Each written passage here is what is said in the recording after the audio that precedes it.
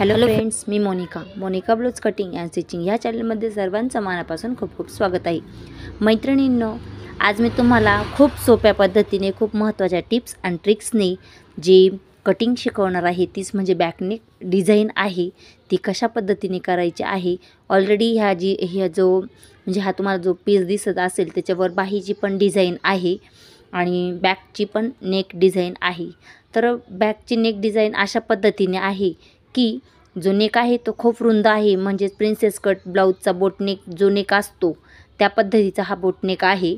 आणि आपल्याला काय करायचं आहे, तो बोटनेक आहे आपल्याला साध्या शोल्डरमध्येच म्हणजे 5.5च्या शोल्डरमध्ये तो आपल्याला ॲडजस्ट करून शिवायचा आहे. बॅकनेक डिझाईन त्याची शिवायची आहे. तर डिझाईन पण जाता कामा नये आणि परफेक्टरित्या आपला जो बोटनेकसारख्या पद्धतीनेच म्हणजे साधा आपला जो ब्लाऊज असतो अस्तरचा 5.5चा आपलं पूर्ण शोल्डर असतं कटोरी ब्लाऊजचं. तर त्यासाठी आपण कशा पद्धतीने ही कटिंग करायची आहे बॅक साईडची आणि स्टिचिंगसुद्धा कशा पद्धतीने करायची आहे ते पाहणार आहोत. आणि तुम्ही आता हा व्हिडिओ पाहताय ना, की जी स्लीव्ज आहे मी ती कशा पद्धतीने कटिंग केलेली आहे ते पण मी तुम्हाला आता दाखवलेलंच आहे. ते पाहून तुम्ही काय करायचं आहे, तुमची स्लीव्जसुद्धा कटिंग करायची आहे.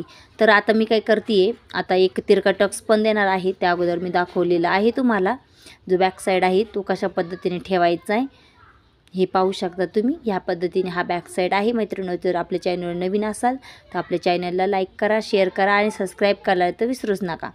आणि जर लाईक केलं तर एक छान अशी कमेंट्स पण नक्की करा. हा व्हिडिओ तुम्हाला कसा वाटला हा कमेंट्समध्ये तर सांगाच. आणि काय तुम्हाला काय क्वेश्चन असतील ते पण तुम्ही मला विचारू शकता. तर ह्या ब्लाऊजची जी उंची आहे त्यानुसार आपल्याला बॅक साईड अगोदर कटिंग करून घ्यायचा आणि व्यवस्थित पद्धतीने उंची टाकून घ्यायची आहे. मी जी कटिंग आहे ती ह्या पद्धतीने मी ऑलरेडी बॅक साईड कटिंग करून घेतलेला होता. आणि ही डिझाईन आहे ती आपल्याला जाऊन द्यायची नाही आहे. त्यानुसार आपल्याला जी ब्लाऊजची उंची आहे बॅक साईडची ती घ्यायची. तुमची पद्धतीने तुमची कोणत्याही पद्धतीची तुमची ब्लाऊजची जेवढी उंची असेल तेवढी तुम्ही घेऊ शकता. तर मग मी हे जे त्रिकोण आहे म्हणजे ह्या पद्धतीचा एकदम सिंपल पद्धतीने काय केलं आहे, जो बॅकनेकची डिझाईन आहे किंवा गळा आहे तो कटिंग करून घेतलेला आहे. आता हे पहा, ह्या पद्धतीने ह्यावर ठेवून घेतलं ब्लाऊज पीसवर. आपण तुम्ही पाहिलंच की नाही, मी सगळं पार्ट्स आता मी तुम्हाला दाखवते. हे सुद्धा आपल्याला काय करायचं आहे, डिझाईन बनवायची आहे. तर मी हे सगळे पार्ट कटिंग केलेले तुम्हाला दाखवले. तर आता आपण काय करूया, आता डिझाईन करायची आपल्याला. मी काय केलं हे पाहू शकता तुम्ही. ही बॅक साईड घेतलेली आहे आणि सर्व जो पीस आहे तो आपल्याला कसा ॲडजस्ट करायचा आहे. आपण नेहमीप्रमाणे बॅक साईड कटिंग केलेली आहेच की नाही. आता हा पीस आहे ते डिझाईन पण तुम्ही पाहू शकता. बॅक साईडला बॅकनेक डिझाईन आहे आणि हा 4 इंचाचा आपल्याला ही गळा रुंदी आहे. मग आपल्याला किती करायची, आपल्याला 5.5ची करायची. म्हणजे खालच्या बाजूने 2.5 इंच आणि वरच्या बाजूने 2.25 इंचाची गळा रुंदी घेतलेली ती मी कटिंग करून घेतलेलं आहे. जर आपल्याकडं पॅचवर्क ब्लाऊज आला तर मग तो कसा ॲडजस्ट करायचा. आता मी 1.25 इंचावर काय करते, तिरका टक्स मारून घेते आहे बॅक साईडच्या गळ्यापाशी. हे पण लक्षात ठेवायचे, आतल्या बाजूने टक्स मारायचा आहे. आणि जे सेंटर आहे आपला ब्लाऊजच्या बॅक साईडचा तो व्यवस्थित सरळ एकदम रेषेमध्ये यायला हवा, यासाठी हे पाहू शकता मी ह्या पद्धतीने टक्स मारून घेतलेला आहे. आपल्या ब्लाऊजची जी गळा रुंदी आहे ती ऑलरेडी कमी झाली ह्या पद्धतीने जर आपण टक्स मारला तर, बरोबर की नाही. आणि मग आपला जो नेहमीप्रमाणे जो बॅक साईड असतो तो ठेवून घ्यायचा आणि व्यवस्थित फक्त हे लक्षात ठेवायचे, आपला ब्लाऊजचा आणि पाठीचा जो सेंटर आहे मध्यभागी आहे तो एकदम मध्यावर यायला हवा यासाठी. आता हे जे फूल दिसतं की नाही तुम्हाला ते तर जाणारच आहे, परंतु आपल्याला जे वरचा गोलगळ्याचा आकार आहे ना तो पण घालवायचा आहे आणि परफेक्टसुद्धा आपल्याला ब्लाऊज स्टिच करायचा आहे शोल्डर न गळता. तर मग मी काय करते पाहू शकता, ह्या पद्धतीने एकदम व्यवस्थित सेट करून घेते आहे. अगोदर बॅक साईड सेट करून घ्यायचा, पिन वगैरे लावून आपण तो सेट करून घेणार आहोत. मैत्रिणींनो, तुम्ही इथून मागचे माझे व्हिडिओ जर पाहिले नसतील तिथे जाऊन ते पाहू शकता. खूप छान पद्धतीने, खूप सेंटरला मध्यभागी आणि खूप सविस्तर मी तुम्हाला शिकवलेलं आहे. ते पाहून तुम्हाला सहजरित्या ब्लाऊज स्टिचिंग करता येईल. तर मी काय केलं, खालच्या बाजूने कमरेच्या बाजूने आणि व्यवस्थित पिन लावून घेतल्यात. ते पिन लावल्यानंतर एकदम व्यवस्थित काय करायचं आहे, आपल्याला स्टिचिंग करायचे. त्याच्या अगोदर मी गळ्याला सुद्धा एकदम परफेक्ट पद्धतीने, एकदम रुंद न करता व्यवस्थित आपल्या गळ्याचा जसा आकार आहे त्या पद्धतीने काय केलं आहे, पिन लावून घेतलेली आहे. आणि आता मी काय करते आहे, खालच्या बाजूने सुद्धा पिन लावून घेते. म्हणजे काय, आपल्या गळ्याची रुंदी आहे ती जास्त मोठी होणार नाही. त्या पद्धतीने यासाठी काय केलं, या पद्धतीने मी पिन लावून घेतलं. आता मी खालच्या बाजूने काय करते, सर्वप्रथम मी गळ्याच्या बाजूने 1 पाव इंचाच्या मार्जिनने टिप मारून घेत आहे. म्हणजे तुम्हाला पण व्यवस्थितरित्या समजायला हवं की आपण जो बॅक साईड आहे तो कशा पद्धतीने गळ्याचा भाग कटिंग करायचा आहे. तर पहा, मी काय केलं, गळ्याच्या भागावर अशा पिना वगैरे लावून स्टिचिंग करून घेतलं. ते तुम्ही पाहिलं की नाही. आता काय करायचं, जो मधला भाग आहे ना त्याच्यावर आपल्याला खालच्या बाजूने अगोदर एक स्टिच करून घ्यायचं, म्हणजे एक शिलाई देऊन घ्यायची. आता ही शिलाई दिल्यानंतर ही पिन वगैरे मी आहे ते काढून घेतली.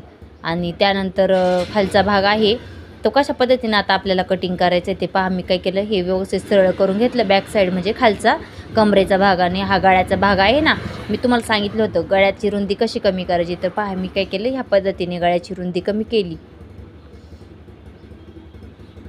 आणि हे आहे हे कारण की असं ब्लाऊज असले की अशी डिझाईन जातच असते. आणि हे कस्टमर आहे त्यांना सांगितलं होतं मी की प्रिन्सेस कट शिवा, परंतु ते म्हणाले नाही, मला कटोरी ब्लाऊजच हवा आहे. तर मग ही डिझाईन तर आतमधली जाणारच होती. जो गळा होता पॅचचा तो पण गेला. आणि ह्या पद्धतीने मी त्यांना अगोदर सजेस्ट केलं की तुम्ही अशा पद्धतीने तुमचा गळा मग स्टिच म्हणजे शिवा.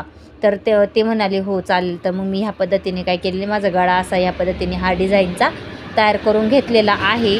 आणि तुम्हाला सर्वात महत्त्वाचे सांगायचे जो पॉईंट असतो तो म्हणजे, जर तुमच्याकडे अशा पद्धतीचे जर ब्लाऊज आला डिझाईनसाठी असो किंवा कटिंग अँड स्टिचिंग पूर्ण ब्लाऊज असो, पण मग तुम्ही कशा पद्धतीने कटिंग केला पाहिजे तुम्हाला सर्वप्रथम मी दाखवलेलंच आहे. कटिंग पण केलेलं आहे मी, स्टिचिंग पण आता दाखवते बॅक साईडची डिझाईनची. तर ह्या पद्धतीने आपली जो बॅक साईड आहे तो रेडी झालेला आहे. म्हणजे मी गळ्याला स्टिचिंग करून घेतलेलं आहे नेहमीप्रमाणे, नेहमी जो आपण ब्लाऊज असतो की त्या पद्धतीने. आता याला एक मी लेस पण लावणार आहे. आणि कंबरपट्टीला काय करते, अगोदर मी दाबशिलाई देऊन घेते. आणि हे दाबशिलाई दिल्यानंतर चहूबाजूने स्टिच करून घेणार आहे. तर स्टिच करून घेतलं आणि जो उरलेला कपडा होता तो मी कटिंग करून घेतला.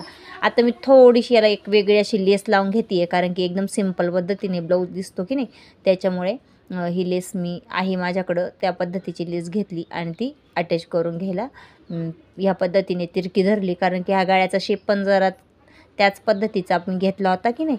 मग मी काय केलं, ही लेस आहे ना अशी तिरक्या पद्धतीची लेस घेतली आणि त्याच्यावर लावून दिली. तर पहा, आणि ही लेस आहे ना मी अशी तिरक्या पद्धतीने घेतली आणि ती एकदम व्यवस्थितरित्या काय केली, लावून घेतली आहे. हे जे कस्टमर होतं ना त्यांनी खूप जागी ब्लाऊज शिवले, परंतु त्यांना काय झालं, ब्लाऊज आवडलेच नाही. मग ते माझ्याकडे आले. मी पण कन्फ्यूज होते, कारण की एवढ्या खूप सारे टेलरकडे जाऊनसुद्धा त्यांना ब्लाऊज आवडले नाही. मग माझे ब्लाऊज बसतो की नाही हा मला प्रश्न पडलेला होता. परंतु आज मला कस्टमरांचा कॉल आला की ताई खूप छान असा ब्लाऊज बसला आणि डिझाईन पण तुम्ही ज्या पद्धतीने स्टिच केला ना मला खूपच आवडली. तर पहा मैत्रिणींनो, कधी कधी जेव्हा कस्टमर आपल्याला म्हणतं ना असं की छान ब्लाऊज बसला, तेव्हा आपल्या मनाला किती समाधान वाटतं की नाही.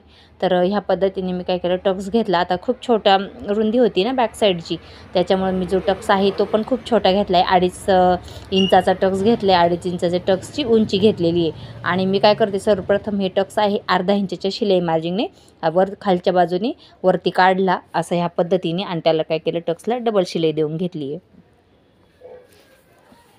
त्याच पद्धतीने दुसरा पण टक्स घेतला आणि अर्ध्या इंचाच्या शिलाई. आता मला सवय झाली, तुम्ही मोजून पण घेऊ शकता टक्सची रुंदी आणि उंची पण मोजून घ्या.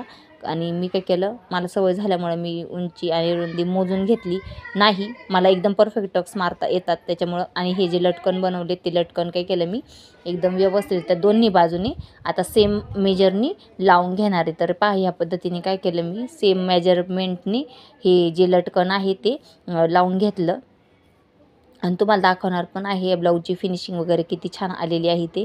तर मैत्रिणींनो, हे पद्धतीचे एकदम सेम त्या बाजूला ज्या पद्धतीने शोल्डरला लटकन लावलं त्याच पद्धतीने आपल्याला काय करायचं, याच्या विरुद्ध दिशेला सुद्धा म्हणजे दुसऱ्या बाजूला पण त्याच पद्धतीने त्याच मेजरनुसार आपल्याला लटकन लावून घ्यायचं आहे. तर पहा, या पद्धतीने मी लटकन वगैरे तयार करून, कारण हे फॅब्रिकपासूनच तयार करून घेतलेले होते लटकन.